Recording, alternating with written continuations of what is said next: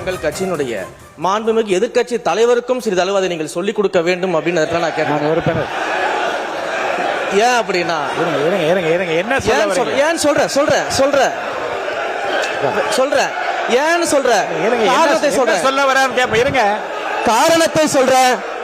8 கோடி மக்களின் பிரதிநிதியாக இருக்கக்கூடிய மாண்புமிகு முதலமைச்சர் அவர்கள் அவைக்குள்ளே வரும் பொழுது அமர்ந்திருக்கக்கூடிய எதிர்க்கட்சி தலைவருக்கு அந்த கண்ணியத்தை சொல்லிக் கொடுத்து 8 கோடி மக்களின் முதலமைச்சருக்கு அந்த மரியாதையை தர வேண்டும் என்ற கண்ணியத்தை சொல்லித்தர வேண்டும் என்பதை பேரவைத் தலைவர் வாயிலாக தெரிவித்துக் கொள்கிறேன்.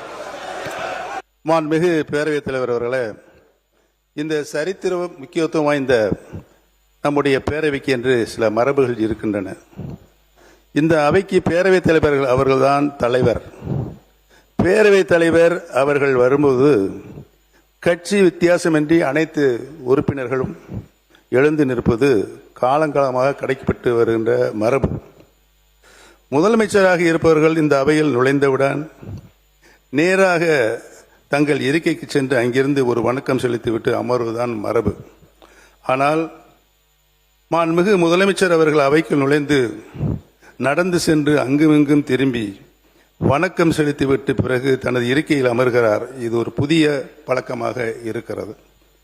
மாண்புமிகு பேரவைத் தலைவர் அவர்களே, இந்த அவையை பொறுத்தவரையில் மாண்புமிகு பேரவைத் தலைவர்கள்தான் வரும்பொழுதுதான் அனைவரும் எழுந்து நிற்க வேண்டும் என்ற மரபிலிருந்து விலகிச் சென்று மாண்புமிகு முதலமைச்சர் வரும்போதும் எழுந்து நிற்க வேண்டும் என்று அதை மாண்புமிகு பேரவைத் தலைவர்கள் தான் முடிவு செய்ய வேண்டும்.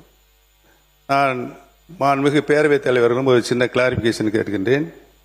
அதே நேரத்தில் புதிய மரபாக மாண்புமிகு முதலமைச்சர் வரும்பொழுது எழுந்து நிற்க வேண்டும் என்றால் இந்த அவைக்குள் மாண்புமிகு எதிர்க்கட்சி தலைவர் அவர்கள் வரும்போதும் அனைத்து உறுப்பினர்களும் எழுந்து நிற்க வேண்டுமா என்பதையும் மாண்புமிகு பேரவைத் தலைவர் அவர்தான் முடிவு செய்ய வேண்டும் என்று நான் பணிவோடு உங்களை கேட்டுக்கொள்ள கடமைப்பட்டிருக்கிறேன். அதை ஆளுங்கட்சி உள்பட அனைத்து உறுப்பினர்களும் எழுந்து நிற்பார்களா என்பதனையும் மாண்புமிகு பேரவைத் தலைவர் அவரிடம் நான் விளக்கம் கேட்க கடமைப்பட்டிருக்கிறேன். மாண்புமிகு பேரவை உறுப்பினர்களுக்கு திடீரென்று ஒரு விளக்கத்திற்கு நான் விடையளிக்க வேண்டும் என்று அவர் விரும்புகிறார். மாண்புமிகு முதலமைச்சர் அவர்கள் 9:30 மணிக்கு அவை கூடுகிறது என்றால் அவை கூடுவதற்கு முன்னாலே இந்த அவைக்கு வந்து இந்த பக்கமாக வந்து பாதி வரை சென்று அவர் வணக்கம் செலுத்துவதை நான் பார்த்து கொண்டிருந்திருக்கிறேன்.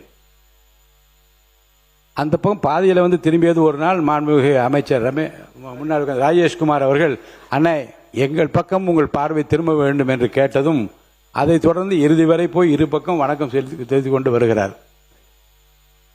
அவை கூடுகிற போது அவைத் தலைவருக்குரிய மரியாதை தான் அளிக்கப்பட வேண்டும் என்பதில் எந்த விதமான ஐயப்பாடு இல்லை. ஆனால் மாண்புமிகு முதலமைச்சர் வருகிற போது அவை கூடுவதற்கு முன்பாக இருபக்கம் அவர் வணக்கம் தெரிவிக்கிற போது நான் பார்த்திருக்கிறேன். முன்னாள் முதலமைச்சர் மாண்புமிகு எடப்பாடி பழனிசாமி அவர்கள் கூட எழுந்து நின்று அவருக்கு வணக்கம் செலுத்தியதை நான் பார்த்திருக்கிறேன். மற்ற உறுப்பினரும் விருப்பப்பட்டவர் எழுந்து நிற்பதையும் பார்த்திருக்கிறேன்.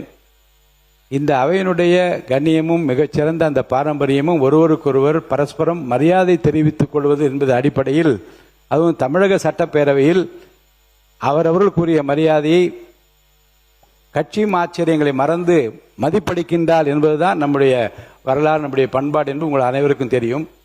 எனவே முதலமைச்சர் வருகிற போதோ எதிர்க்கட்சிகள் வருகிற போதோ எழுந்து நின்று மரியாதை தெரிவிக்க வேண்டும் என்பது கட்டாயம் அல்ல. ஆனால் அப்படி தெரிவிப்பது என்பது தமிழுடைய பண்பாடு, நம்முடைய பாரம்பரியம். அந்த கண்ணியத்தை இந்த அவையிலே காப்பாற்ற வேண்டுமா வேண்டாமா என்பதை பற்றி கூட அவர் விருப்பத்திற்கு ஏற்ப நான் விட்டு விடுகிறேன். அதை பற்றி நான் யாரையும் வந்து செய்துதான் ஆக வேண்டும் என்று கட்டாயப்படுத்த முடியாது. அவரவர் கொடுக்க வேண்டிய மரியாதையை தங்கள் மனதிற்கு ஏற்ப அவர் கொடுப்பது அவருடைய உரிமை, அதன்படி செய்து கொள்ளலாம். மாண்புமிகு நீர்வளத்துறை அமைச்சர் அவர்கள். மாண்புமிகு பேரவைத் தலைவர் அவர்களே, எங்களுடைய முதலமைச்சர் அங்கும் இங்கும் அப்படின்ற வார்த்தையை நீங்கள் நீக்கணும் சபை குறிப்பிலிருந்து. ஏன் அதை சொல்கிறோம் அப்படின்னா, மரியாதை எல்லா சட்டமன்ற உறுப்பினர்களுக்கும் மரியாதை கொடுக்கக்கூடியவர் தான் எங்கள் தலைவர் என்பதை இந்த நேரத்தில் தெரிவிச்சுக்கிறேன். அண்ணன் மாண்புமிகு அண்ணன் அவர் பார்த்தீங்கன்னா அம்மா முதல்வராக இருக்கும்போது அண்ணன் எழுந்து நிற்பார், குனிந்தபடி நிற்பார். அது தமிழகமே அறியும். அதுமாரி அண்ணா அவர் சொன்னார், ஒத்த முகத்துக்கோசம் தான் உங்களுக்கு எல்லாருக்குமே ஓட்டு விழுந்து நீங்கள் எல்லாருமே உட்கார்ந்து இருக்கிறீங்கன்னு. அதை அவர் ஒத்துக்கினதுக்கு எங்களுக்கு அவருக்கு நான் நன்றி இந்த நேரத்தில் நான் தெரிவிச்சுக்கிறேன். நாங்கள் தான் சொன்னோம்ல, நான் டி நகர் தொகுதியிலிருந்து என்னை தேர்ந்தெடுத்தார்கள் மக்கள். நான் வெறும் 4 நாட்கள் மட்டும்தான் ஓட்டு கேட்க போனேன். அப்படி இருக்கும்போது தலைவர் தளபதி கோசம் மட்டும்தான் எங்க எல்லோருக்கும் மக்கள் வாக்களித்தார்கள் என்பதை நாங்கள் தெள்ள தெளிவாக ஏற்றுக்கொள்கிறோம். ஏனென்று சொன்னால் தலைவர் தளபதி முதலமைச்சராக வர வேண்டும் என்று தமிழ்நாடு மக்கள் முடிவு செய்து விட்டார்கள். அதன் அடிப்படையில் எங்களுக்கு வாக்களித்தார்கள் என்பதை இந்த நேரத்தில் தெரிவித்துக் கொள்கிறேன்.